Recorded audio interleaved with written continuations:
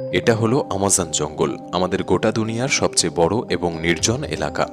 এটি এত বড় জঙ্গল যে আপনাকে যদি ঠিক এর মাঝখানে ছেড়ে দেওয়া হয়, আপনাকে এই জঙ্গলের বাইরে বেরিয়ে আসতে 472 দিন সময় লাগবে। আর এই যাত্রাকালীন সময় আপনার সাথে সাক্ষাৎ হবে এই সব প্রাণীগুলির, যারা কতটা ছোট বা কতটা বড় সেটা গুরুত্বপূর্ণ নয়। সবাই এক একজন ঘাতক প্রাণী।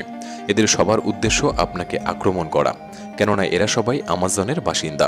এখানকার একটি ছোট্ট পিঁপড়েও আপনার জীবন নেওয়ার জন্য যথেষ্ট।